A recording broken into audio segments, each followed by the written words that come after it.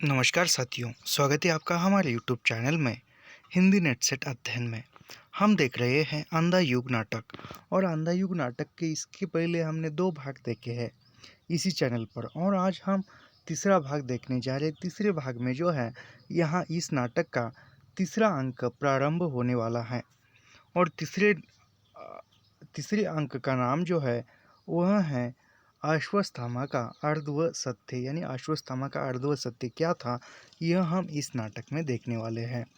साथ ही इसी चैनल पर हम जो है पूरा नेट का पाठ्यक्रम निःशुल्क पढ़ाते हैं, लाइन टू लाइन, पंक्ति दर पंक्ति। तो मेरे ख्याल से अभी 1-2 दिन में नेट का जो एप्लीकेशन फॉर्म है वह भी आ जाएगा, तो काफ़ी कम समय बचा है। तो बढ़ते हैं इस वीडियो की तरफ। तो ऐसे ही लाइन टू लाइन, पंक्ति दर पंक्ति अध्ययन करने के लिए हमारे चैनल को सब्सक्राइब कीजिए, लाइक कीजिए और शेयर करना मत भूलिए।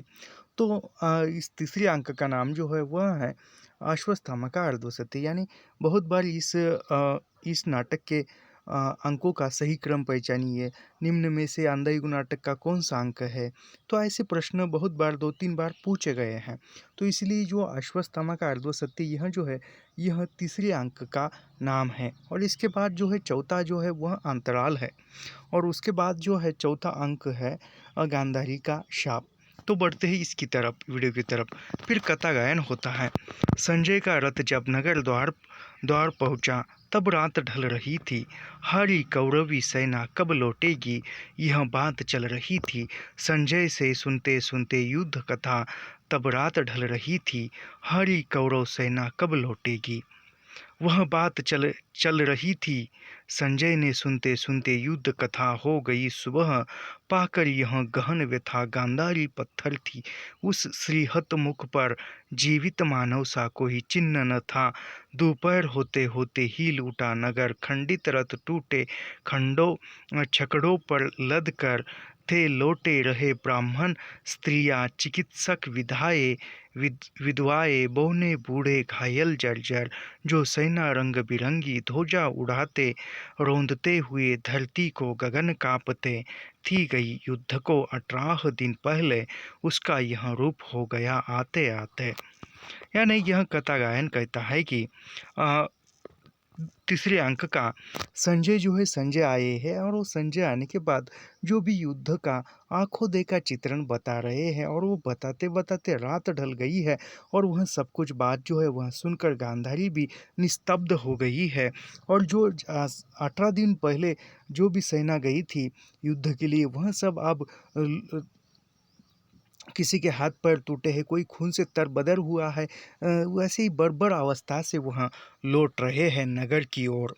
तो वहाँ फिर उतने में पर्दा उठता है। प्रहरी खड़े हैं, विदुर का सहारा लेकर धृतराष्ट्र प्रवेश करते। यानी पर्दा उठता है और पर्दा उठने के बाद फिर प्रहरी जो है खड़े हैं, यानी प्रहरी प्रहरी का काम कर रहे हैं, वहाँ पर गलियारे पर खड़े हैं, सुने गलियारे पर। और विदुर का सहारा लेकर धृतराष्ट्र प्रवेश करते हैं, आते हैं मंच पर। फिर धृत धृतराष्ट्र कहते हैं, देख नहीं सकता हूँ पर मैंने छू कर अंग भंग सैनिकों को देखने की कोशिश की। बाह के पास से हाथ जब कट जाता है लगता है कैसा जैसे मेरे सिंहासन का हत्या है। यानी वह धृतराष्ट्र कहता है कि मैं देख नहीं सकता लेकिन मैंने घायल सैनिकों को छू कर देखा है, घायल सैनिकों के टूटी हुई अंग को छू कर देखा है। जब किसी सैनिक का बाहर से टूटा हुआ हाथ मैंने छू कर देखा है तो मुझे ऐसा लगा कि मेरी सिंहासन की हत्या हो गई है, मेरी सिंहासन की एक बाजू जो है वह टूट गई है। फिर विदुर कहता है, महाराज यह सब सोच रहे हैं आप। यानी फिर विदुर कहता है कि महाराज यह सब आप सोच रहे हैं। धृतराष्ट्र कहता है, कोई खास बात नहीं, सिर्फ मैं संजय के शब्दों से सुनता आया था जिसे आज उसी युद्ध को हाथों से छूकर अनुभव करने का अवसर पाया है। यानी जो भी युद्ध की घटनाएं थी वह घटनाएं मैं सिर्फ संजय के मुख द्वारा सुनता था, संजय की वाणी से सुनता था, लेकिन आज मैंने छू कर पाया है, छू कर उस युद्ध के परिणाम को देखा है। इसी बीच में एक पंगु गूंगा सैनिक घिसटता हुआ आता है, विदुर के पांव पकड़कर उन्हें अपनी ओर आकर्षित करता है, चिल्लू से संकेत कर पानी मांगता है। यानी इतने में जो धृतराष्ट्र और विदुर का जो संवाद चल रहा होता है, इसी बीच में एक घायल सैनिक है, गूंगा है, और वो घायल सैनिक जो है ज़मीन से रेंगते रेंगते घिसटता हुआ आता है और वह विदुर के पाँव पकड़कर पानी मांगता है, पानी मांगने का संकेत करता है क्योंकि वो घायल अवस्था में है, प्यास लगी है। फिर विदुर चौंक कर कहता है, क्यों है? क्या है? ओह! प्रहरी, थोड़ा जल लाओ। यानी फिर वह विदुर चौंक कर कहता है कि क्या है उस सैनिक को, उस घायल सैनिक को, और फिर चौंक कर कहता है कि प्रहरी, थोड़ा जल लाओ, पानी लाओ। धृतराष्ट्र, कौन है विदुर? फिर धृतराष्ट्र कहता है कि कौन है विदुर? विदुर, एक प्यासा सैनिक है महाराज। सैनिक गूंगा जीवा से जाने क्या-क्या कहता है। यानी सैनिक विदुर कहता है, एक प्यासा सैनिक है महाराज, जो गूंगा जीवा है, वह बोल नहीं सकता और क्या-क्या कहता है। धृतराष्ट्र, क्या कह रहा है यह? धृतराष्ट्र कहता है कि क्या वो सैनिक क्या कह रहा है? विदुर कहता है, जय हो धृतराष्ट्र की, जीवा कटी है महाराज, गूंगा है।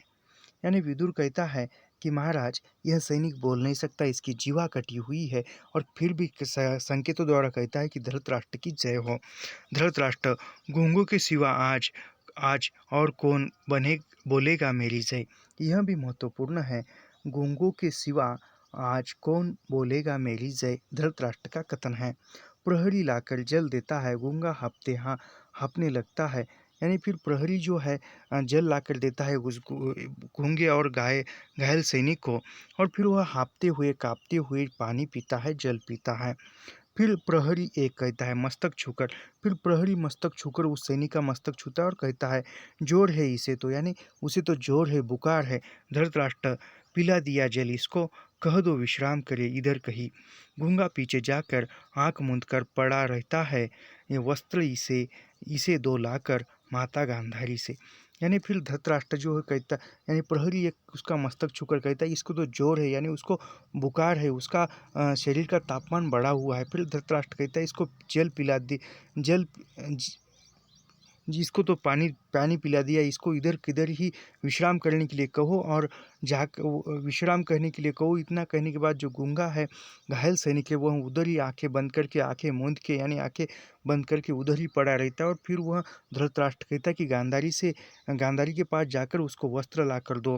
प्रहरी, माता गांधारी आज दान ग्रह में है ही नहीं। यानी प्रहरी कहता है कि माता गांधारी जो है आज दान ग्रह में नहीं है। विदुर, उनकी आंखों में आंसू भी नहीं है, न शोक है न क्रोध, जड़वत पत्थर सी वे बैठी है सीढ़ी पर। यानी फिर विदुर क्या कहता है, यानी प्रहरी ये कहता है कि माता गांधारी जो है आज दान ग्रह में नहीं है, यानी जो दान संग्रहालय है वहाँ भी नहीं है। फिर विदुर कहता है, आज उनकी आंखों में आंसू नहीं है, यानी आज गांधारी की आंखों में आंसू भी नहीं है, न ही शोक है और न ही क्रोध है, जड़वत पत्थर सी बैठी है सीढ़ी पर। यह किस नाटक का कथन है पूछेगा तो यह अंधा युग नाटक का कथन है, याद रखिए। ये विदुर कहता है गांधारी के बारे में, और धृतराष्ट्र को कहता है। विदुर धृतराष्ट्र को गांधारी के बारे में यह कथन कहता है, उसकी आंखों में आंसू भी नहीं है, न शोक है न क्रोध है, जड़वत पत्थर सी वे बैठी है सीढ़ी पर, इस प्रकार का। और उसके बाद जो है धृतराष्ट्र कहता है, प्रहरी जाकर देखो कैसा है शोर वह।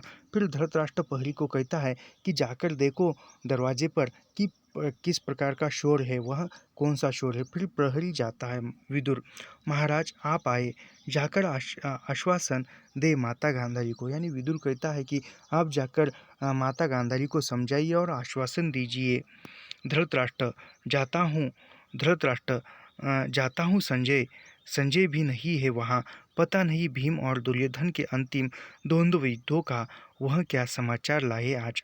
यानी धृतराष्ट्र कहता है कि जाता हूँ गांधारी के पास, और अभी तक संजय भी नहीं आया, देखता हूँ कि संजय क्या समाचार लाते हैं। जो द्वंद्व युद्ध किन दोनों के बीच में द्वंद्व युद्ध हुआ था,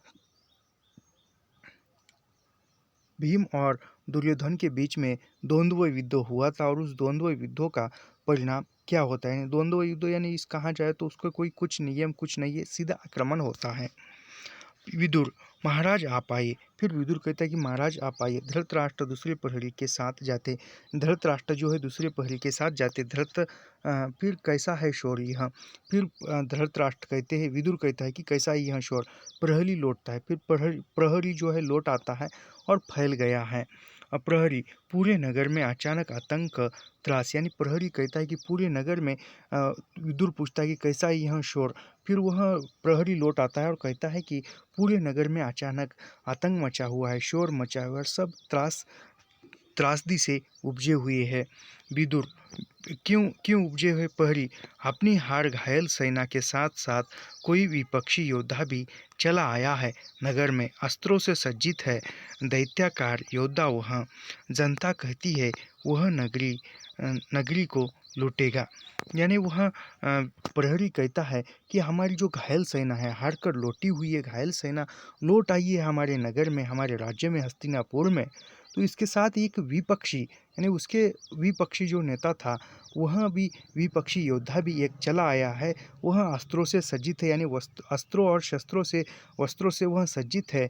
और लोग, जनता जो कह रही है कि यह लूटेगा हमारी नगरी को।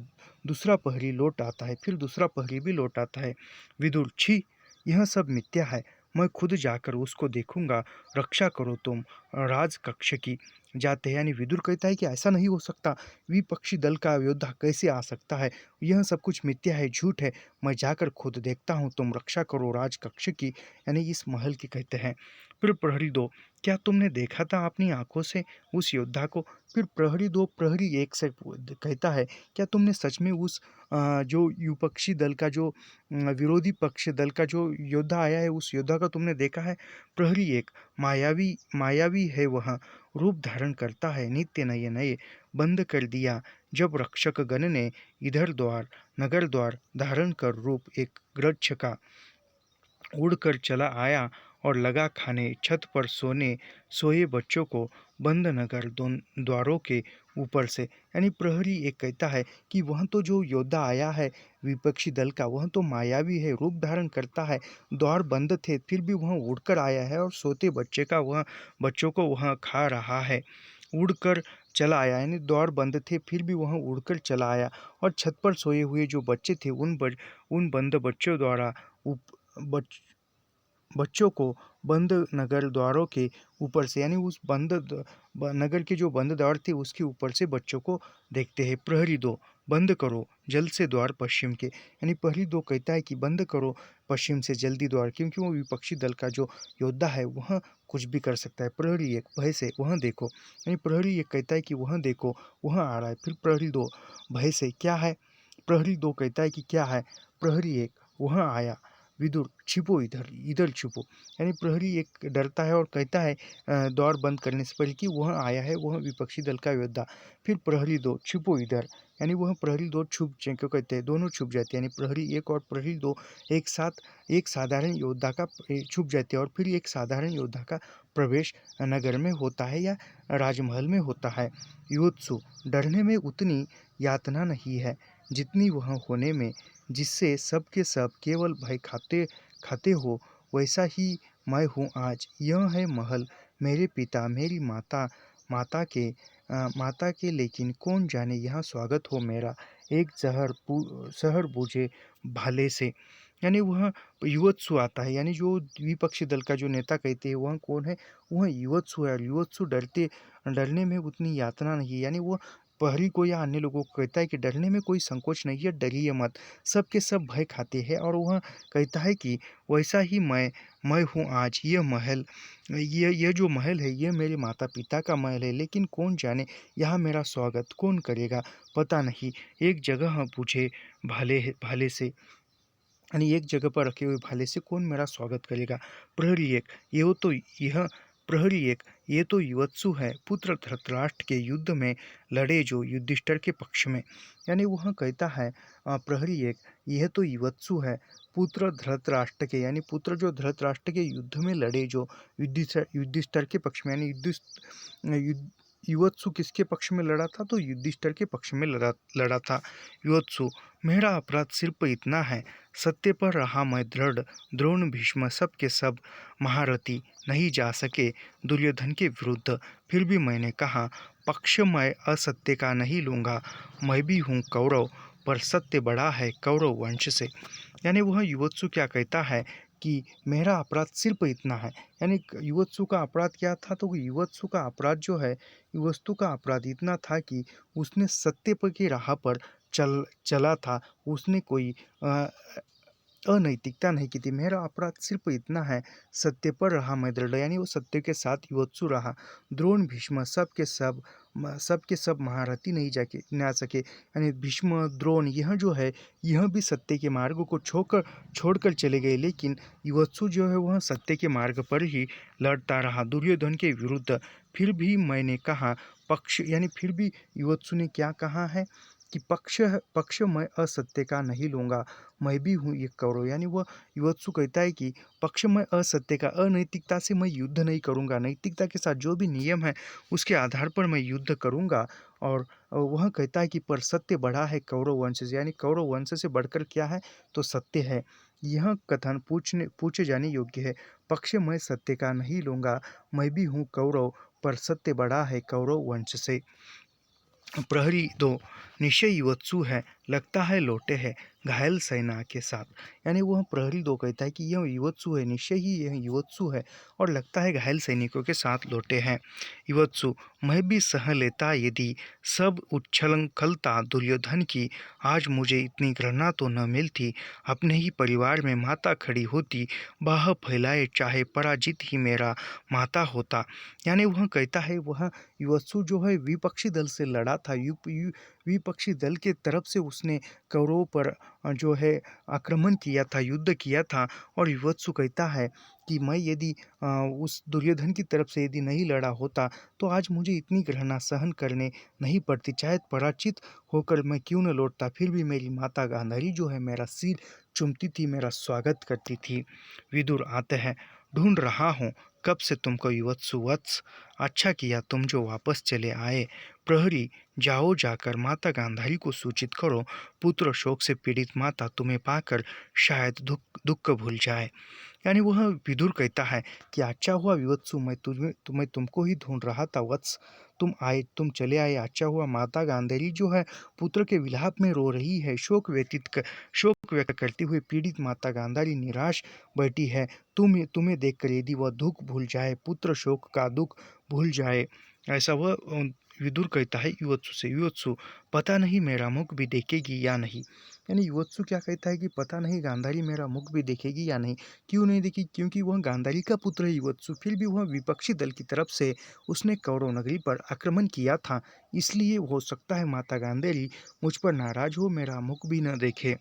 फिर विदुर कहता है, ऐसा मत कहो, कौरव पुत्रों की इस कुलूषित कथा में एक तुम हो केवल। यानी वह विदुर कहता है कि ऐसा मत कहो, कौरव पुत्रों की कुल में, यानी कौरव के कुल में तुम केवल एक ही हो, एक तुम हो केवल। युवत्सु: जिसका माथा गर्वान्वित है, कटुता से हंसकर, इसलिए देखकर मुझे आता आता बंद कर लिए पट नागरिकों ने सबने कहा वह है मायावी, शिशुभक्षी, दैत्याकार, घृत्यवत। यानी वह युवत्सु कहता है कि इसीलिए जिसका माथा गर्वान्वित हो, यानी जिसका माथा गर्व से ऊंचा हो, और फिर कटुता से हंसते हुए कहता है कि इसलिए तो मुझे देखकर इस नगर के लोगों ने, इस नगर के सैनिकों ने मुझे देखकर द्वार बंद किए और कहा है कि शिशु भक्षी यानी बच्चों को खाने वाला। वह कहते हैं दैत्यकार यानी राक्षसी रूप का। फिर विदुर कहता है, इस पर विषाद मत करो युवत्सु, अज्ञानी भय डूबे साधारण लोगों से यह तो मिलता ही है सदा सदा उन्हें, जो कि एक निश्चित परिपाटी से होकर पृथक अपना पद अपने आप निर्धारित करते हैं। यानी विदुर क्या कहता है, पर विषाद मत करो, यानी जो भी तुम्हारे साथ नगर के द्वार बंद हुए, इसको पर विषाद मत करो, वह तो अज्ञानी है, भय से डूबे हुए वह लोग थे, इसलिए उन्होंने तुम्हें देखकर नगर के द्वार बंद कर दिए हैं। यह तो मिलता ही है सदा तुम्हें उन्हें, यानी यह तो सदा ही उन्हें भय मिलता है। वो भय से बचने के लिए वह तो प्रयास कर रहे थे, जो कि एक निश्चित परिपाटी से होकर पृथक अपना पद अपने आप निर्धारित करते, यानी जो सामान्य जनता है वह तो अपना पद अपने आप निश्चित करते हैं। फिर प्रहरी के साथ गांधारी का प्रवेश, यानी इतने में प्रहरी के साथ गांधारी आती है। प्रहरी दो, माता गांधारी पधारी है, यानी प्रहरी दो क्या कहता है कि माता गांधारी जो है पधारी है, यानी माता गांधारी जो है वह आई है। विवत्सु चरण छूता है, गांधारी निश्चल खड़ी रहती है, यानी विवत्सु जो है वह माता गांधारी के चरण छूता है, क्योंकि विवत्सु की माता माँ जो है वह भी गांधारी है, इसीलिए वह माता गांधारी के चरण छूता है, पैर पड़ता है, तो फिर भी माता गांधारी जो है निश्चल खड़ी हुई स्तब्ध है। विदुर, माता यह है युवत्सु, चरण छू रहे हैं, इनको आशीष दो। यानी विदुर कहता है कि माता यह तो युवत्सु है, आपके चरण छू रहे, इसको आशीष दो, यानी आशीष यानी आशीर्वाद दो, आशीर्वाद दो। गांधारी क्षण भर चुप रहकर उपेक्षा से पूछो विदुर इससे कुशल से है, यानी फिर गांधारी जो है चुप रहकर पूछती है कि पूछो विदुर तुम इसको कुशल से है, यानी विवत्सु तुम कैसे हो पूछो। विवत्सु और विदुर चुप रहते हैं, फिर विवत्सु और विदुर जो है चुप रहते हैं। फिर गांधारी कहती है, बेटा भुजाए ये तुम्हारी पराक्रम भरी थकी तो नहीं अपने बंधुजनों का वध करते करते। यानी गांधारी जो है विवत्सु से कहती है कि बेटा तुम्हारी जो भुजाएं है, तुम्हारी जो बाजुएं है, वह कहीं थकी तो नहीं है कि अपने बंधुजनों का वध करते करते, यानी उसने अपने भाइयों का ही वध किया था, भाईजनों का वध करते करते, अपने बंधुजनों का वध करते करते यह भुजाएं कही, यह पराक्रम भरी थकी भुजाएं तुम्हारी थकी तो नहीं है, गांधारी कहती है युवत्सु से। पांडव के शिविरों के वैभव के बाद तुम्हें अपना नगर तो श्रीहत सा लगता होगा, यानी तुम पांडवों के नगरी में गए थे और फिर कौरवों का युद्ध किया, यानी भाई होकर भी अपने भाई को ही तुमने आक्रमण किया, मारा, तो फिर वहाँ कौरवों का वैभव देखने के बाद इस नगर में तुम्हें कोई तकलीफ तो नहीं हुई, चुप क्यों हो, थका हुआ होगा यह। विदुर, इसे फूलों की शैया दो, कोई पराजित दुर्योधन नहीं है, वह सोए जो जाकर सरोवर की कीचड़ में। यानी वह गांधारी कहती है कि विवत्सु को कि चुप क्यों हो, थका हुआ होगा यह लड़कर अपने भाई बंधुओं को मारकर। विदुर से कहती है कि इसको फूलों की शैया दो आराम करने के लिए, यह दुर्योधन की तरह पराजित तो नहीं हुआ, यह तो जीतकर आया है। सोए यानी दुर्योधन जो है वह पराजित होकर किसी कीचड़ की सरोवर में जाकर लेटा हुआ है, इसी तरह यह जीतकर आया है युवत्सु, इसीलिए तुम उसको फूलों की शैया पर जाकर बिठाओ। ऐसी वो गांधारी जो है विदुर से कहती है। फिर चुप है, चुप क्यों है विदुर, यह क्या, मैं माता हूँ इसके शत्रुओं की इसलिए।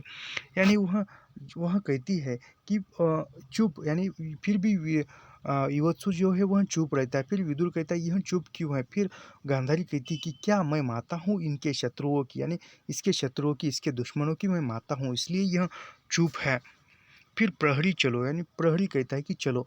विदुर, माता यह शोभा नहीं नहीं देता तुम्हें माता, यानी विदुर कहता है कि माता तुम्हारे मुख से ऐसी बातें जो है वह शोभा नहीं देती, रुकती नहीं, चली जाती है। फिर माता गांधारी जो है वहाँ पर रुकती नहीं है और वह चली जाती है।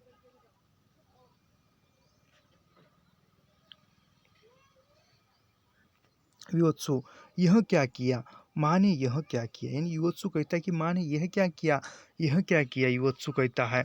विदुर सिर झुकाकर बैठ जाता है, यानी विदुर जो है कुछ नहीं कहता, सिर झुकाकर बैठता है और कहता है अच्छा था यदि मैं कर लेता समझौता असत्य से, यानी वह कहता है विदुर कि अच्छा था मैंने यदि समझौता किया होता असत्य से, तो विदुर लेकिन वह कोई समाधान तो नहीं था समस्या का, कर लेते यदि तुम समझौता असत्य से तो वो अंदर से जर्जर हो जाते। यानी विदुर युवत्सु से कहता है यदि तुम असत्य से समझौता करते थे लेकिन फिर भी तुम अंदर से जर्जर हो जाते थे, अंदर से बिल्कुल टूट जाते थे।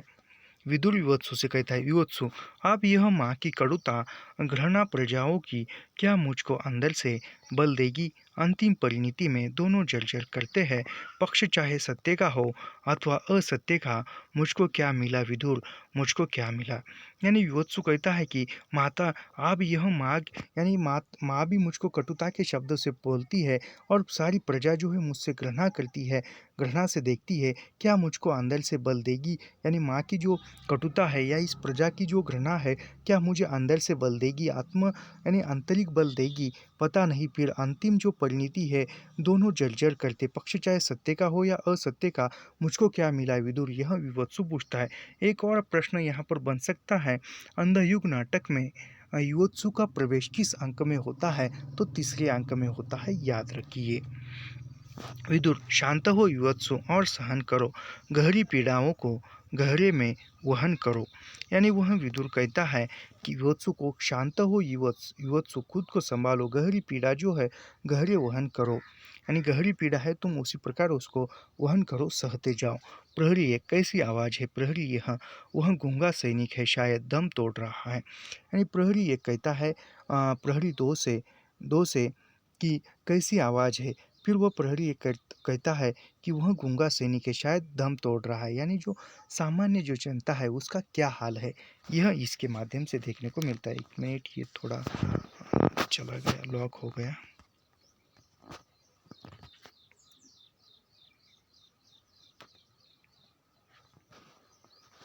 फिर विदुर कहता है, यह लो युवत्सु, उसे जल दो और स्नेह दो, मर्तों को जीवन दो, झेलो कटुताओं को। यानी विदुर कहता है, युवत्सु यह जल दो, मरते हुए को तुम जल दो, पानी पिलाओ, ताकि वो मर्तों की जीवन दो, यानी मरने वालों को तुम जीवन दो। ऐसा वह कटुताओं को झेल रहा है, इसलिए युवत्सु गूंगे के पास जाकर, युवत्सु जो है गूंगे के पास जाता है, गोद में रखो सर, मुंह खोलो, ऐसे हाँ खोलो आंखें। यानी युवत्सु जो है उस गूंगे और घायल सैनिक के पास जाता है, उसको सिर जो है वह गोद में लेता है और उसको कहता है कि मुंह खोलो और आंखें खोलो। गूंगा आँख खोलता है, पानी मुंह से लगता है, साहस वह चीख उठता है, गिरता गिरता पड़ता हुआ घिसटता हुआ भागता है। यानी वह पहचानता है युवत्सु को, क्योंकि वो विपक्षी दल का था, इसलिए युवत्सु उसको उसका सिर जो है अपनी गोद में लेकर पानी पिलाता है, आंखें खोलो कहता है, और वह देखते ही वह चिल्लाता है, डर सा लगता है, और फिर वहाँ से घसीटता हुआ भागता हुआ जाता है, क्योंकि उसको युवत्सु जो है वह विपक्षी दल का था। प्रहरी 2, यह क्या हुआ? युवत्सु, मैं ही अपराधी हूँ, यह एक अश्वारोही कौरव सेना का मेरे अग्निबाणों से सुलझ गए थे, घुटने इसके नष्ट किया है खुद मैंने इसका जीवन, वह कैसे अब मेरी करुणा स्वीकार करे? मेरी यह परिणति है, स्नेह भी अगर मैं दूँ तो वह स्वीकार नहीं औरों को।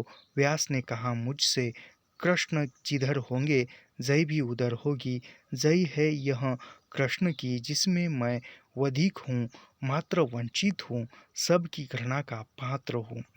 यानी वहाँ पर अब फिर वह प्रहरी जो है वह घायल सैनिक जो है वह विवत्सु को देखकर भागता हुआ जाता है, और फिर प्रहरी 2 कहता है कि यह क्या हुआ, वह क्यों भाग रहा है? फिर विवत्सु कहता है, वह भाग रहा है, इसका अपराधी मैं हूँ, क्योंकि मेरे अग्निबाणों ने एक अश्वारोही यानी जो घोड़े पर बैठकर जो युद्ध करते हैं, अश्व यानी घोड़े पर बैठकर जो अश्वारोही कौरव सैन्य था उसका मैंने एक बाणों से मैंने ही उसका वध किया है, मैंने ही उसको मारा है। मेरे अग्नि बाणों से सुलझ गए थे घुटने इसके, यानी उस घायल सैनिक के जो पैर नहीं थे वह युवत्सु के बाण से ही नष्ट किया है, खुद मैंने इसका जीवन, यानी इसका जीवन मैंने ही नष्ट किया है, तो इसका जीवन मैंने नष्ट किया है, तो वह मुझसे करुणा यानी प्रेम, मेरा स्नेह, दया वह मेरी क्यों स्वीकार करेगा?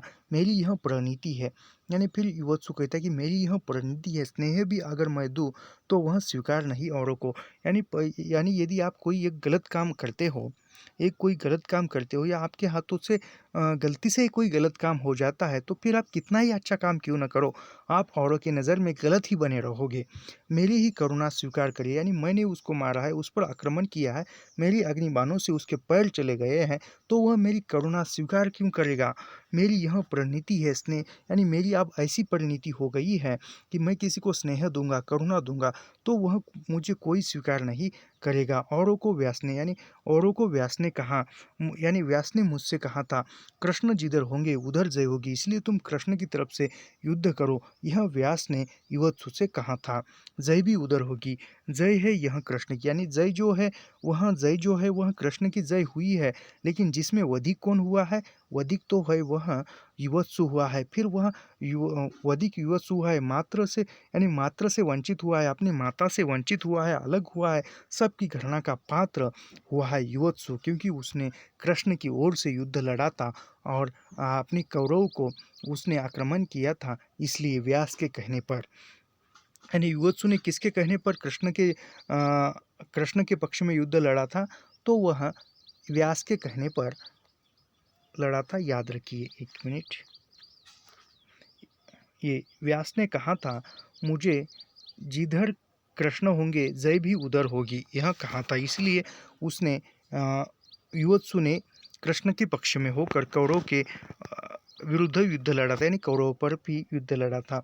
विदुर, आज इस पराजय की सेवा में पता नहीं जाने क्या झूठ पड़ गया कहाँ, सब के सब कैसे उतर आए हैं अपनी धूली से आज।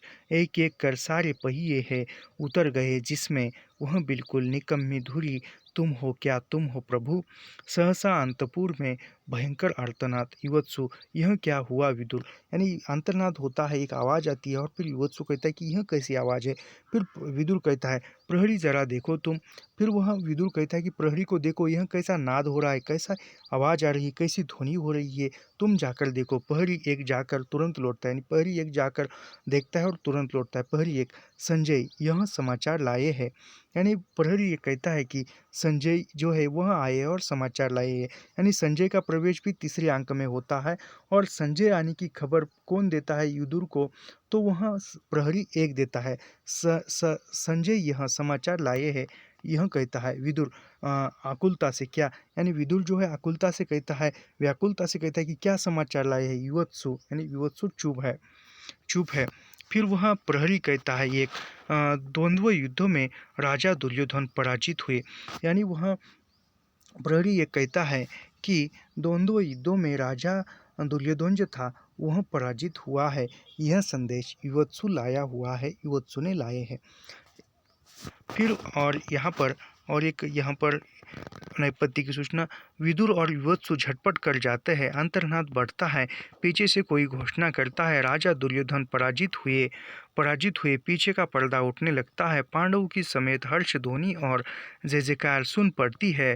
वन पथ का दृश्य है, धनुष चढ़ाए भागते हुए कृतवर्मा तथा कृपाचार्य आते हैं, यानी यहाँ पर विदुर और युवत्सु झटपट करते, यानी वह कुछ हलचल मचती है उन दोनों में यार। फिर अंतर्नाद जो है बढ़ते जाता है और पीछे से कोई घोषणा करता है कि राजा दुर्योधन पराजित हो गए हैं। इतने में जो पीछे का पर्दा है वह पर्दा उठने लगता है और पांडवों की समेत जो है हर्ष ध्वनि होने लगती है और जय, यानी पांडवों का एक जय जयकार, एक विजय की ध्वनि बजने लगती है। और वन पथ का दृष्ट है, यानी वन पथ का दृश्य दिखाई देता है। धनुष चढ़ाए हुए भागती हुई कृतवर्मा और युवत्सु, कृतवर्मा तथा कृपाचार्य आते हैं। कृतवर्मा, न यही कहीं छिप जाओ, यानी वह युद्ध का यानी वो जंगल में है। कृतवर्मा कृपाचार्य अश्वत्थामा फिर वह कृतवर्मा कहता है कि यही कहीं तुम छुप जाओ। किसको कहता है, तो कृपाचार्य से कृतवर्मा कहता है। कृपाचार्य, शंख ध्वनि करते हुए जीते हुए पांडवगण लौट रहे हैं अपने शिविर को, यानी कृपाचार्य क्या कहते हैं कि जो जीते हुए हैं, हमें पराजित कर वह जीते हुए जो पांडव है, वह पांडव अपने शयन कक्षा में शिविरों में लौट रहे हैं। कृपाचार्य, ठहरो, उठाओ धनुष्य, वह आ रहा है कौन, यानी कृपाचार्य कहता है कि ठहरो, उठाओ धनुष्य, वह कौन आ रहा है। कृतवर्मा, नहीं वह अश्वत्थामा है, अद्भुत में वेश धारण कर देखने गया था युद्ध दुर्योधन भीम का। अश्वत्थामा का प्रवेश, यानी कृतवर्मा कहता है कि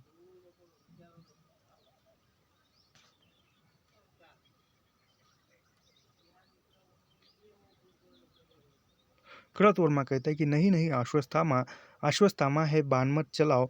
और वह देखने गया था दुर्योधन और भीम का युद्ध।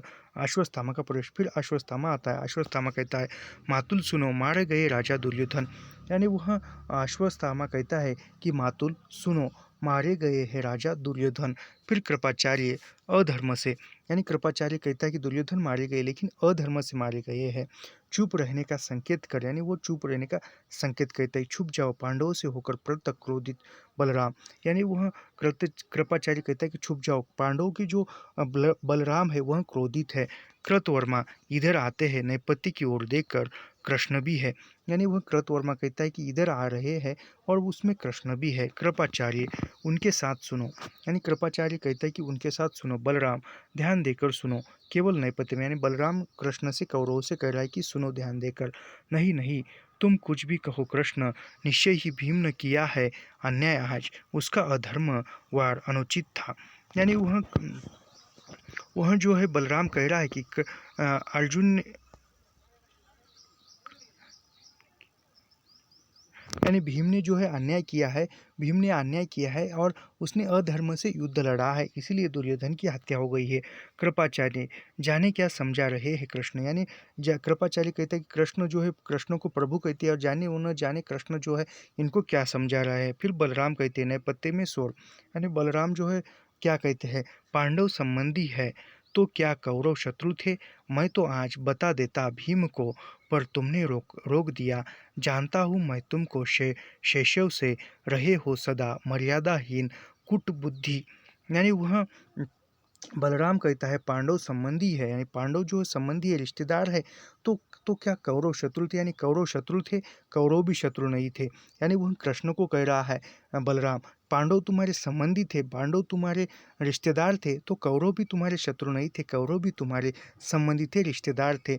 मैं तो आज बता देता भीम को, यानी मैं तो भीम को जो भी नीति है वह मैं बता देता, पर तुमने रोक दिया। कृष्ण को वह बलराम कह रहा है, जानता हूँ मैं तुमको शैशव से रहे हो सदा मर्यादा, यानी मैं तुम्हें बचपन से, कृष्ण से बलराम कह रहा है कि मैं तुम्हें बचपन से जानता हूँ, तुम बचपन से ही मर्यादाहीन हो, मर्यादाओं को तोड़ने में निपुण हो।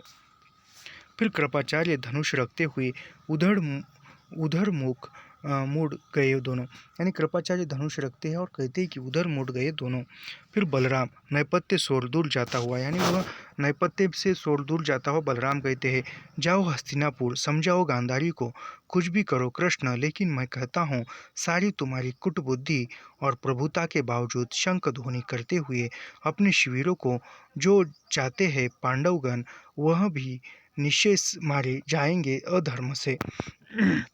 यानी बलराम कहता है कृष्ण को कि तुम हस्तिनापुर जाओ और गांधारी को जाकर समझाओ, क्योंकि हम जो आज हमारा विजय प्राप्त है तो हम अपनी शिविरों में जा रहे हैं, लेकिन एक दिन सारे पांडवगण जो है, पांडव भी एक दिन अधर्म से ही मारे जाएंगे। अश्वत्थामा दोहराते हुए, फिर अश्वत्थामा दोहराते, वे भी निश्चय मारे जाएंगे अधर्म से। फिर अश्वत्थामा कहते हैं कि वे भी निश्चय मारे जाएंगे अधर्म से, क्योंकि पांडवों ने कौरवों से युद्ध किया, लेकिन अधर्म से, जो नियम थे उस नियमों को तोड़कर, मरोड़कर, छोड़कर, मर्यादाओं को लांघकर युद्ध किया और कौरवों को हराया।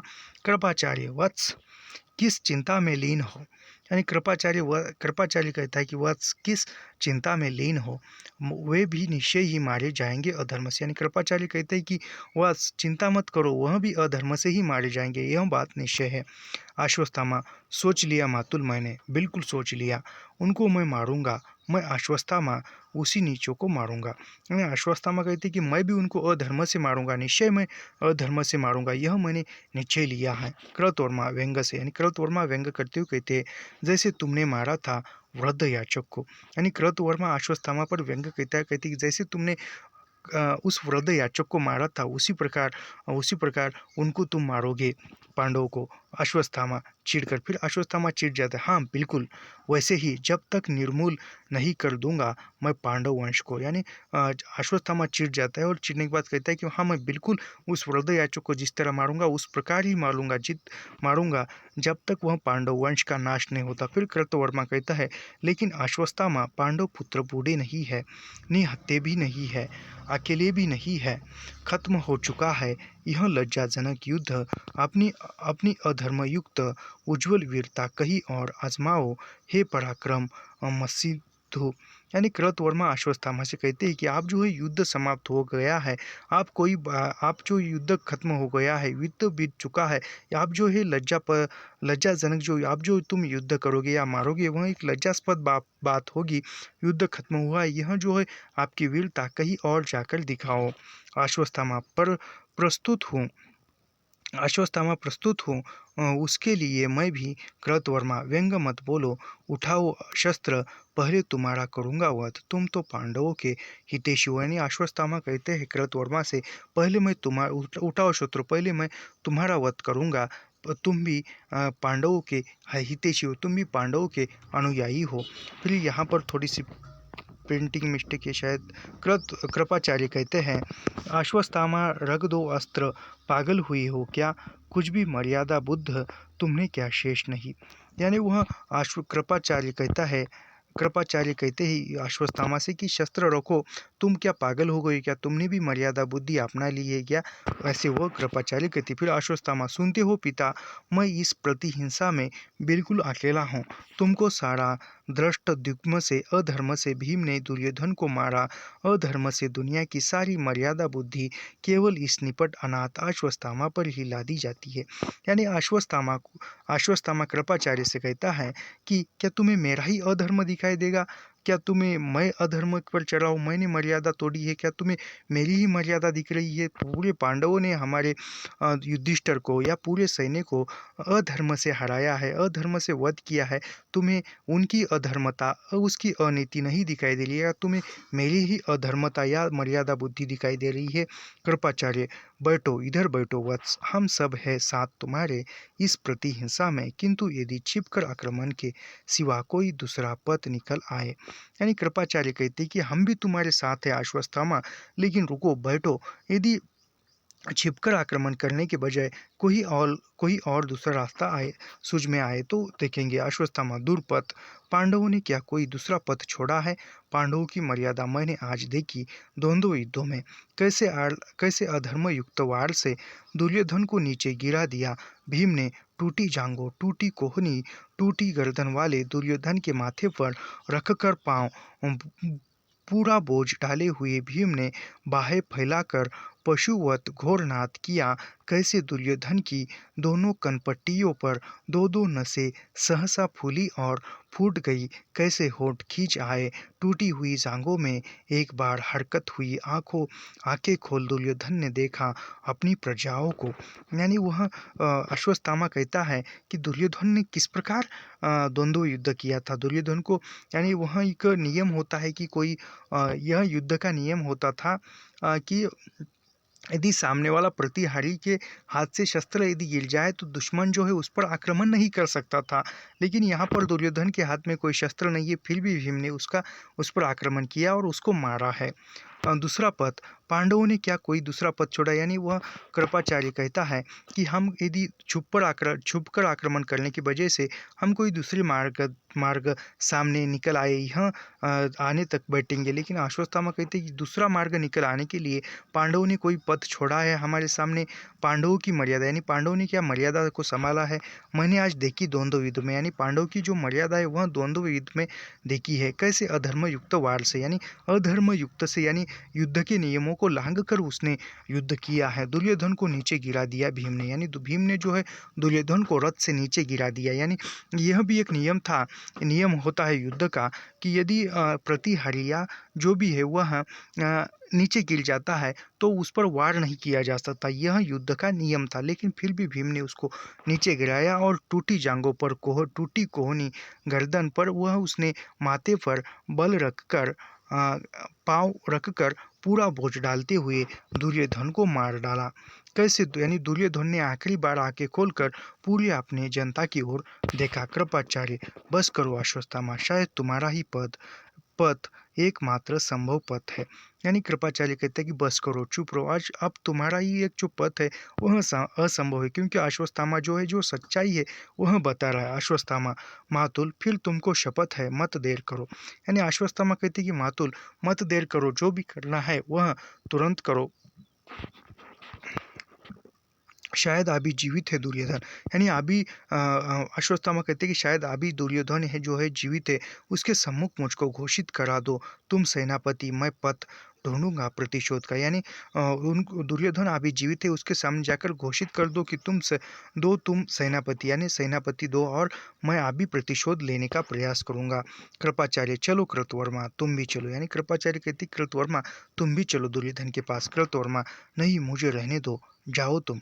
कृपाचार्य और अश्वत्थामा जाते हैं। यानी कृपाचार्य कृतवर्मा कहते हैं कि नहीं, तुम जाओ। फिर कृपाचार्य और अश्वत्थामा वह दुर्योधन के पास जाते हैं। कृतवर्मा, चले गए दोनों, कायर नहीं हूँ मैं। दुख है मुझे भी दुर्योधन की हत्या का, किंतु यह कैसा विभत्स आडंबर है। हड्डी हड्डी जिसकी टूट गई है, वह हारा हुआ दुर्योधन करेगा नियुक्त इस पागल को सेनापति, जिसका सेना में है शेष बचे केवल दो, बूढ़े कृपाचार्य और कायर कृतवर्मा। यह है अश्वहीनी कौरव सेना की परिणति। जाने दो कृतवर्मा, मौन रहो। पक्ष लिया है दुर्योधन का, तो अपनी अंतिम सांसों तक निर्वाह करो। आ गए कृपाचार्य, यानी वह कृतवर्मा कहते हैं कि जिसकी हड्डी हड्डी टूट गई है, क्या वह दुर्योधन इसको सेनापति का यानी अश्वत्थामा को सेनापति का पद देगा या नहीं। जिसकी सेना शेष बचे हैं केवल दो, यानी जिसकी दुर्योधन की सेना में केवल शेष बचे हैं कृपाचार्य और कृतवर्मा, बूढ़े कृपाचार्य और कायर कृतवर्मा, यह दो ही बचे। यह है अश्वहीनी, यानी इसके पास कोई घोड़ा नहीं है, कौरव सेना परिणित। जाने दो कृतवर्मा, मौन रहो। पक्ष लिया है दुर्योधन का, तो अपनी अंतिम, यानी हमने पक्ष लिया है दुर्योधन का, तो अंतिम साथ तक हम दुर्योधन का ही पक्ष निभाते रहेंगे। अकेले कृपाचार्य का पुरुष, यानी अकेले कृपाचार्य आते हैं। आ गए कृपाचार्य। यह कृतवर्मा कहता है, कृपाचार्य देख नहीं सका मैं, और देख नहीं सका मैं, और देर तक वह भयानक दृश्य। कोटर से झांक रहे थे दो खूंखार गिद्ध, इसी झाड़ी से उस झाड़ी में थे घूम रहे गिद्धड़ और भेड़िए, जीभे निकाले लोलुप नेत्रों से देखते हुए अपलक राजा दुर्योधन को। यानी राजा दुर्योधन जो थे वह ऐसे पड़े हुए हैं, बानों पर लेटे हुए हैं, और उसकी तरफ जो है गिद्ध मंडरा रहे थे उसको नोचने के लिए। कृतवर्मा व्यंग से, फिर कैसे सेनापति अश्वत्थामा का अभिषेक हुआ। यानी वह कहते हैं फिर वह दुर्योधन किस प्रकार से वह सेनापति रहे। आप तो अश्वत्थामा ही सेनापति है, अश्वत्थामा का ही अभिषेक हुआ। कृपाचार्य, बोलो वे कृपाचार्य, तुम हो विप्र, यहाँ जल नहीं है, तुम स्वेद जल से ही कर दो अभिषेक वीर अश्वत्थामा का। कैसे कैसे उठाऊं हाथ अपना आशीष को, झूल गई है बाहें कंधों के पास से। मैंने निर्जीव हाथ उसका उठाया आशीर्वाद मुद्रा में, किंतु घोर पीड़ा से आशीर्वाद के बजाय हृदय विदारक स्वर में वे चीख उठे। यानी वह कृपाचार्य बोलते हैं कि कृपाचार्य तुम हो विप्र, यहाँ जल नहीं है, यानी तुम हो विप्र और यहाँ पर कोई जल नहीं है। विप्र यानी तुम बड़े हो और यहाँ पर कोई जल नहीं है, कर दो अभिषेक तुम अश्वत्थामा का। कैसे, और फिर वह कैसे उठाओ, यानी कृपाचार्य कहता है कि मैं कैसे मेरा हाथ उठाकर उसको आशीष दूँ, आशीर्वाद दूँ, क्योंकि मेरी बाह तो निर्जीव हो गई है, कंधों से लोड़ी हो गई है, तो मैं उसको कैसे आशीर्वाद दे दूँ। अश्वत्थामा प्रवेश करते, फिर अश्वत्थामा आते हैं। जंगल में ही ये जंगल में है ये सब, पर जीवित रहेंगे वे। उन्होंने कहा है अश्वत्थामा, जब तक प्रतिशोध का न दोगे संवाद मुझे, तब तक जीवित रहूंगा मैं, चाहे मेरे अंग अंग ये सारे वन पशु चबा जाए। सुनते हो कृतवर्मा, कल तक मैं लूंगा प्रतिशोध, सेना यदि छोड़ जाए तब भी अकेला मैं। यानी अश्वत्थामा कहते हैं कि द्रोणाचार्य जो है अभी भी वहाँ घायल अवस्था में पड़े हुए, बानों पर लेटे हुए हैं नदी के किनारे, और वह मैं जो है प्रतिशोध लूँगा, चाहे कोई सैन्य न आए या सैन्य न भी आए तो भी मैं अकेला लड़ता रहूँगा। और वहाँ दुर्योधन ने कहा है, जब तक तुम प्रतिशोध का समाचार नहीं सुनाओगे तब तक मैं मेरे प्राणों को नहीं त्यागूंगा, चाहे ये जंगली पशु पक्षी तब तक मुझे कितना भी नोचे क्यों न। कृतवर्मा लेटते हुए, फिर कृतवर्मा लेट जाते हैं। मैं भी तुम्हारे साथ सेनापति ऊब की जमो हाई, यानी कृतवर्मा कहती है कि मैं भी तुम्हारे साथ हूँ सेनापति, यानी अब सेनापति जो है अश्वत्थामा है। कृपाचार्य, आप तो कम से कम विश्राम हमें करने दो, यानी कृपाचार्य कहती कि आप तो कम से कम हमें विश्राम करने दो। अश्वत्थामा नए स्वर में, सो जाओ आज रात सैनिकगण, कल सेनापति अश्वत्थामा बतलाएगा तुमको क्या करना है। यानी अश्वत्थामा कहते हैं कि सो जाओ, तुम विश्राम करो, कल सेनापति अश्वत्थामा तुम्हें बताएगा कि आगे क्या करना है।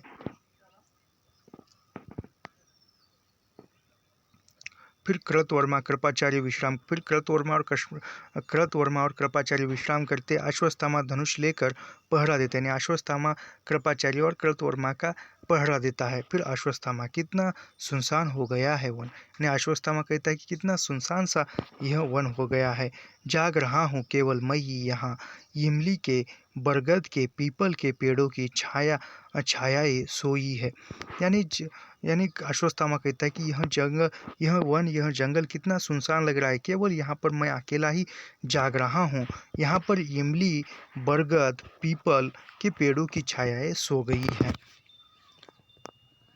इसके बाद यहाँ पर फिर से सूचना ये है, वहाँ हम 1 मिनट,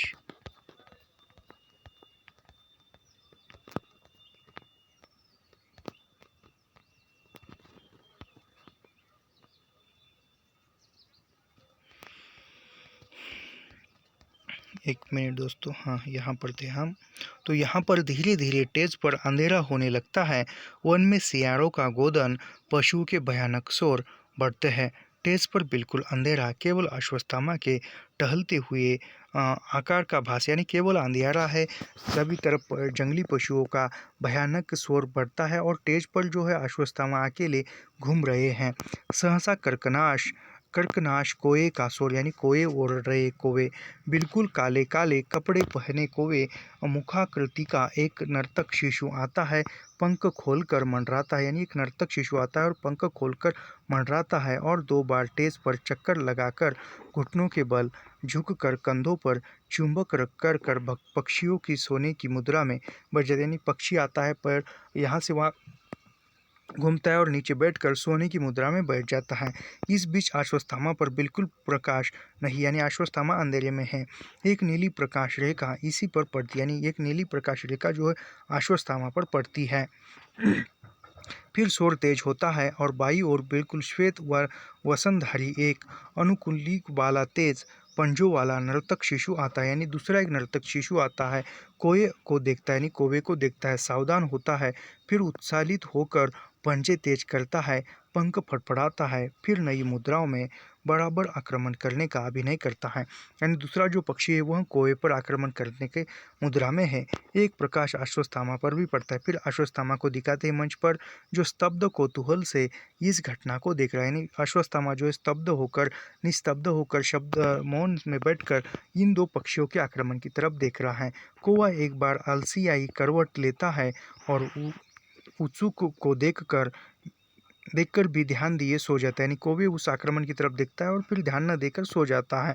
उल्लूक पहले सहम जाता है, उसे सोया देखकर 2 एक बार सावधानी से आजमाता है, कहीं कौवा सोने का नाट्य तो नहीं कर रहा। यानी वह जो दूसरा पक्षी है आक्रमण करने वाला, वह कौवे को देखता है, कहीं वो सोने का नाटक तो नहीं कर रहा है। फिर सहसा उस पर टूट पड़ता है, फिर वह उस कौवे पर टूट उठता है। भयानक रव, कोलाहल, चित्कार दोनों कूदते रहते हैं, बिल्कुल अंधकार, फिर प्रकाश, कोए के कुछ टूटे हुए पंख और उलझ के पंजे रक्त से लथपथ, यानी फिर वो कौवा जो है वह रक्त से लथपथ होता है। उल्लूक उन पंखों को उठा उठा कर नृत्य करता है। यानी उल्लूक नामक जो यानी कोए पर कौन आक्रमण करता है, तो उल्लूक नामक पक्षी करता है और वह कोए के जो पंख उकड़ कर निकलते उनके साथ नृत्य करता है। वध उल्लास का तांडव, एक प्रकाश अश्वत्थामा पर, यानी फिर एक प्रकाश अश्वत्थामा पर पड़ता है। सहजा उसकी मुखाकृति बदलती है और वह जोर से अट्टहास करता है। उल्लूक घबरा कर रुक जाता है, यानी वह अश्वत्थामा जो है अट्टहास करता है, चिल्लाता है, और फिर वह उल्लूक नामक पक्षी जो है वह रुक जाता है। देखता है अश्वत्थामा अट्टहास करता हुआ उसकी ओर बढ़ता है, यानी वह अट्टहास करता हुआ अश्वत्थामा जो है वो उल्लूक नामक पक्षी की तरफ बढ़ता है। उल्लूक कटे पंख उसकी ओर फेंक कर भागता है, यानी उल्लूक जो पक्षी है वह अश्वत्थामा की ओर कटे हुए पंख फेंकता है और भाग जाता है। अश्वत्थामा कटा पंख हाथ में लेकर उल्लास से खींचता है। फिर यहाँ से अश्वत्थामा, मिल गया मातुल मुझे मिल गया, यानी अश्वत्थामा एक कहता है कि मिल गया मातुल मुझे मिल गया। प्रकाश होता है, वह रक्त सना सटा पंख हाथ में लिए उछल रहा है। दोनों योद्धा चौंक कर उठते हैं और कृतवर्मा घबरा कर तलवार खींच लेता है। यानी वह मिल गया कहकर वह हाथ में जो रक्त रंजित जो पंख है वह पंख लेकर चौक देता है और वह कृतवर्मा और कृपाचार्य उसको देखकर चौंक जाते, उठते और वो अपनी तलवार खींच लेते हैं।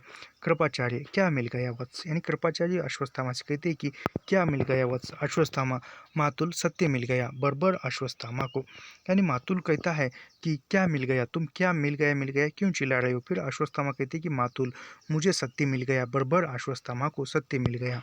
कृतवर्मा, यह घायल कटा पंख, यानी यह घायल कटा पंख तो सत्य है। पंख अश्वत्थामा, जैसे युधिष्ठिर का अर्ध सत्य घायल और कटा हुआ, यानी जिस प्रकार युधिष्ठिर का अर्ध सत्य घायल और कटा हुआ था, उसी प्रकार मुझे यह घायल और कटा हुआ सत्य मिल गया। कृपाचार्य कहाँ जा रहे हो, यानी कृपाचार्य कहते कहाँ जा रहे हो तुम। अश्वत्थामा, पांडव शिविर की ओर, नींद में निहत्थे सचेत पड़े होंगे सारे विजयी पांडवगण। यानी अश्वत्थामा कहते हैं कि कृपाचार्य कहते हैं कि अश्वत्थामा कहाँ जा रहे हो। फिर कृपाचार्य कहते हैं कि पांडव की ओर, यह सभी जो है निहत्थे पड़े होंगे, कौवे की तरह पड़े होंगे, निहत्थे होंगे, और मैं जाऊंगा और उन पर आक्रमण करूंगा। विजयी पांडवगण जो है वहां पर विश्राम करोगे। अपना कमरबंद कसता है, यानी अपना कमरबंद कसता है अश्वत्थामा। कृपाचार्य अभी, कृपाचार्य कहते कि अभी चाहे। अश्वत्थामा, बिल्कुल अभी, यानी अश्वत्थामा कहते बिल्कुल अभी चाहेंगे। वे सब अकेले हैं, कृष्ण गए होंगे हस्तिनापुर, यानी अब जो वह है सब कुछ अकेले है, क्योंकि कृष्ण जो है वह भी गांधारी को समझाने के लिए हस्तिनापुर गए होंगे। इससे अच्छा अवसर इससे अच्छा अवसर नहीं मिलेगा। कृतवर्मा, यह सेनापति का आदेश, यानी कृतवर्मा कहता है कि यह सेनापति का आदेश है। अश्वत्थामा, बिना सुने तुमने कहा था नरो व कुंजरो व कुंजर की भांति मैं केवल पदाघातों से चूर करूंगा दुष्ट द्युम्न को पागल कुंजर, यानी यह भी पूछा जाने योग्य है। तुमने कहा था नरों का कुंजरों व कुंजर की भांति मैं केवल पदाघातों से चूर करूंगा दुष्ट दुम्न को पागल कुंजर से कुचली कमल कली की भांति छोड़ूंगा नहीं उत्तरा को भी, जिसमें गर्भित अभिमन्यु पुत्र पांडव कुल का भविष्य, यानी पांडव कुल का भविष्य सब कुछ मैं मिटा दूंगा। कृपाचार्य, नहीं नहीं, यह मैं नहीं होने दूंगा, यानी कृपाचार्य कहते कि नहीं नहीं, मैं यह होने दूंगा। अश्वत्थामा, रहेगा यह साथ नहीं दोगे तो अकेले मैं जाऊंगा जाऊंगा, यानी अश्वत्थामा कृपाचार्य से कहते कि यदि आप नहीं आना चाहते, साथ नहीं देना चाहते तो मत दो, क्योंकि मैं अकेला जाऊंगा। कृतवर्मा, पीछे सिर झुकाया जाता है, यानी कृतवर्मा पीछे सिर झुकाए हुए जाता है। कृपाचार्य, रुको किंतु सोचो अश्वत्थामा, यानी कृपाचार्य कहते कि रुको किंतु सोचो अश्वत्थामा। अश्वत्थामा बिना सुने चला जाता है। कृपाचार्य पीछे पीछे पुकारते हुए, यानी अश्वत्थामा जो है पीछे जाता है, कृपाचार्य पीछे पुकारते हुए जाता है। अश्वत्थामा अश्वत्थामा कहते हुए यह ध्वनि धीरे धीरे दिक्कत में खो जाती है, यानी धीरे धीरे अश्वत्थामा अश्वत्थामा नाम की जो ध्वनि है वह खो जाती है।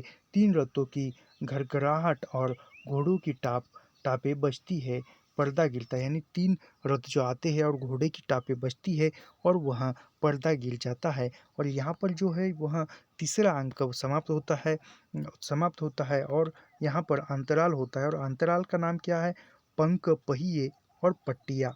पंख पहिए पट्टिया, यह अंधायुग नाटक में किस अंक का नाम है, वहाँ पर अंतराल का नाम है, याद रखिए।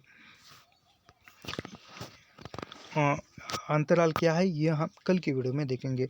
वृद्ध याचक प्रवेश करता है, तेज पर मकड़ी के जाले जैसी प्रकाश रेखाएं और कुछ प्रेत लोक सा वातावरण, यानी तेज पर कुछ, यानी यहाँ पर भी एक कथा गायन है। पहले मैं झूठ भविष्य था, यानी वह वृद्ध याचक का प्रवेश होता है तेज पर और मकड़े की जाली की तरह प्रकाश होता है और वो प्रेत लोक सा वातावरण है। पहले मैं झूठा था, भविष्य था वृद्ध याचक, यानी वृद्ध याचक कहता है कि पहले मैंने झूठा भविष्य बताता था, मैं झूठ, अब मैं प्रेत आत्मा हूँ, यानी अब जो मैं प्रेत आत्मा हूँ। पहले मैंने झूठी भविष्यवाणी की थी, लेकिन अब मैं प्रेत आत्मा हूँ। अश्वत्थामा ने मेरा वध किया था, जीवन एक अनवरत प्रवाह है, यानी अश्वत्थामा ने मेरा वध किया और जीवन एक प्रवाहमय है। और मौत ने मुझे बाह पकड़कर किनारे खींच लिया, यानी मौत ने मुझे किनारे खींच लिया और मैं तटस्थ रूप से किनारे पर खड़ा हूँ, और तटस्थ रूप से मौत के किनारे पर खड़ा हूँ और देख रहा हूँ कि नीचे क्या क्या हो रहा है। यह युग का अंधा समुद्र है, चारों ओर से पहाड़ों से घिरा हुआ और देरों से और गुफाओं से उमड़ते हुए भयानक तूफान चारों ओर से मुझे मत रहे हैं, और इस बहाव में मंथन है, गति है, किंतु नदी की तरह सीधी नहीं, बल्कि नागलोक के किसी कहे वो में सैकड़ों केंचुल चढ़े अंधे सांप एक दूसरे से लिपटे हुए पीछे ऊपर दूसरे रथ की ध्वनि, हाँ दूसरा रथ, यानी दूसरे रथ की ध्वनि आ रही है और हाँ दूसरा रथ, अम, जिसकी गति को मैं तो क्या कृष्ण भी रोक नहीं, दूसरी जो रथ आ रहा है वह दूसरे रथ की गति को मैं क्या कृष्ण भी नहीं रोक सकता। यह रथ है वधिक अश्वत्थामा का, यानी रथ जो है वह वधिक अश्वत्थामा का रथ है। कोए के कटे पंख सी काली रक्त रंगी घृणा है भयानक उसकी, अब अदभ्य मोर पंख उसके हारेगा या जीतेगा, यानी मोर पंख यानी कृष्ण जो है वह अश्वत्थामा से हारेगा या जीतेगा। घृणा के उस नए कालीन नाग का दमन आप क्या कृष्ण कर पाएंगे, यानी उस घटना के जैसे जो अश्वत्थामा का पराजित कृष्ण कर पाएंगे। रथ की ध्वनि या तेज, यानी रथ जो है दौड़ता हुआ आता है और रथ की ध्वनिया जो है वह तेज होती जा रही है। मैं हूँ अशक्त, यानी अभी वरदयाचक कहता है कि मैं अशक्त हूँ, कुछ नहीं कर सकता। कथा की गति अब मेरे बांधे नहीं बनती, कृष्ण का रथ पीछे छूट जाता है। अंधियारे में वह देखो अश्वत्थामा का रथ, यानी अंधारे में अश्वत्थामा का रथ आता है। पांडव शिविर में, यानी अश्वत्थामा पांडव शिविर में आ जाता है। विराट का दैत्य पुरुष अंधकार में अश्वत्थामा के सम्मुख काली चट्टानों सा पड़ा रहता है। तो आज की वीडियो में इतना ही। बाकी का जो इस तरह, यानी इस तरह पर जो अंतराल खत्म होता है और अंतिमतः जो चौथा दृश्य है वह है गांधारी का शाप, वह हम कल की वीडियो में देखेंगे। ये आज के लिए इतना ही, मिलते हैं बाद में। धन्यवाद। ऐसे लाइन टू लाइन पंक्ति दर पंक्ति अध्ययन करने के लिए हमारे चैनल को सब्सक्राइब कीजिए, लाइक कीजिए और शेयर करना मत भूलिए। मिलते हैं अगली वीडियो में। धन्यवाद। राम राम।